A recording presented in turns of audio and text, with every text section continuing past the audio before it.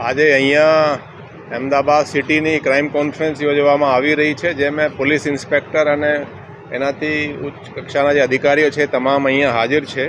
એમાં આપણે ગુનાની સમીક્ષા કે ક્રાઇમ ક્યાં હેડ હેઠળ ઘડ્યા છે, ક્યાં બઢ્યા છે, શું છે ક્રાઇમની પોઝિશન અને બીજા પણ ઇસ્યુઝને ચર્ચા કરવામાં આવી રહ્યા છે. અને મને કહેતા આવો ખૂબ સંતોષ થાય છે કે ક્રાઇમ જે છે એ ખૂબ જ કાબૂ હેઠળ છે. આપણે અહીંયા અમદાવાદ શહેરમાં પોસ્ટિંગ થયાના 1 વર્ષ થઈ ગયા છે અને હું કહી શકું કે પોલીસે જે કામગીરી કરી રહી છે ખૂબ જ પ્રશંસનીય છે. ગુનાની સ્થિતિ જોઈએ તો ખૂન જે ગુના છે જે મેન આપણે ગણીએ એ ચાલુ વર્ષે 39 થયા છે, ગયા વર્ષે 59 હતા, એટલે એમાં 33%ની ઘટાડો છે. ખૂનની કોશિશમાં 21%નો ઘટાડો છે. ધાડ જે છે ચાલુ વર્ષે 9 છે, એમાં થોડું ગયા વર્ષે 5 હતી પણ એ ટેકનિકલ છે. એટલે ધાડ જે છે લૂંટમાં 55 છે ચાલુ વર્ષે, ગયા વર્ષે 81 હતા, એમાં પણ 32%નો ઘટાડો છે. ઘરફોડ જે ચોરીઓ છે એ તમામ ઘરફોડમાં 22%નો ઘટાડો છે. ચોરીઓ એ ચાલુ વર્ષે 1947 થઈ છે, ગયા વર્ષે 2773 હતી, એટલે એમાં 19%નો ઘટાડો છે. ઈ વાહન ચોરી ચાલુ વર્ષે આપણે 460 ઈ વાહન ચોરી જે ઓનલાઈન લોકો ફરિયાદ કરે છે એ દાખલ થયા છે. FIR જે મોબાઈલની છે એ પણ આપણે 656 ચાલુ વર્ષે દાખલ થઈ છે. બાકી પણ ગુનાઓમાં હું જોઉં તો એ ઠગાઈમાં પણ 13%નો ઘટાડો છે. વિશ્વાસઘાતમાં થોડા વધ્યા છે, ચીટિંગના કેસો થોડા વધ્યા છે.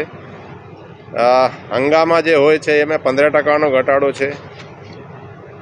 બળાત્કારના કેસોમાં 12%નો ઘટાડો અને કુલ જે આપણે મેઇન ફર્સ્ટ પાર્ટના જે ગુનાઓ આપણે ગણીએ મુખ્ય ગુનાઓ એમાં ચાલુ વર્ષે 5075 થયા છે, ગયા વર્ષે 6534 હતા, એમાં 22%નો ઘટાડો છે.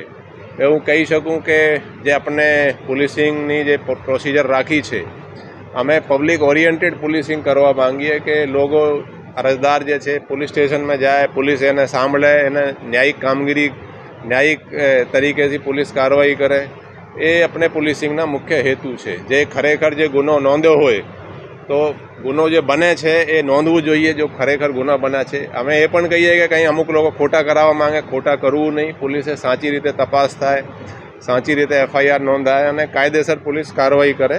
એ આપણે પોલીસિંગના એક મુખ્ય ભાગ છે. અમે દારૂ પીને જે કેસો ગાડીઓ ચલાવે છે એના વિરુદ્ધ પણ 567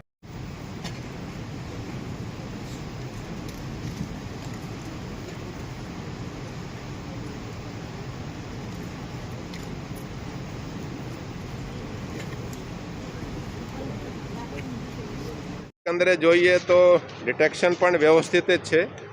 1 થી 5માં જે છે એ ચાલુ વર્ષે ટોટલ 65.79% છે, ગયા વર્ષે 65.73% થયા.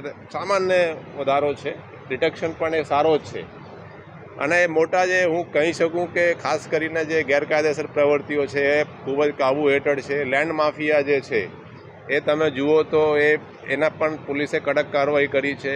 એકના વિરુદ્ધ આપણે ગુસ્સી ટોક પણ લેન્ડ માફિયાના એ લગાડ્યા છે, એના વિરુદ્ધ પણ કાર્યવાહી થઈ છે. અમે આવ્યા પછી એક ટ્રાન્સફરો પણ અમુક અગાઉ જે આપણે જોઈન કર્યા હતા ત્યારે 10-10, 12-12 વર્ષથી એક પોલીસવાળા એક જ પોલીસ સ્ટેશનમાં અમુક લોકો હતા, એની આપણે ટ્રાન્સફર પોલિસી એક નક્કી કરી અને પહેલાં 1100થી ઉપર, પછી 1400થી ઉપર અને છેલ્લે 1740 પોલીસના કોન્સ્ટેબલથી ASI સુધી આપણે બદલી કરી છે. એટલે કુલ મિલા કે 4500થી ઉપર પોલીસ કોન્સ્ટેબલના જે ટ્રાન્સફર કર્યા છે આપણે. તમે જુઓ છો અનારમના જે હોય ને પોલીસ સ્ટેશન અને ક્રાઇમ અને અમુક ટ્રાફિકમાં જે હોય છે એ લગભગ 9000 જેટલા છે. એમાંથી ઓલમોસ્ટ 50% આપણે બદલી 1 વર્ષમાં કરી છે. એનાથી પણ જુઓ તો પોલીસના અમુક એલિગેશનો થાય છે ને કે નેક્સસ થઈ ગયા, અમુક જે લોકો તત્વો સાથે જે ગેરકાયદેસર પ્રવૃત્તિઓ કે એના પણ એમાંથી રોક લાગે છે કે બદલી જે છે સરકારના નિયમ મુજબ 5 વર્ષ પછી પોલીસના કોન્સ્ટેબલથી ASI સુધીની પોલીસ સ્ટેશનમાંથી બદલી થવી જોઈએ.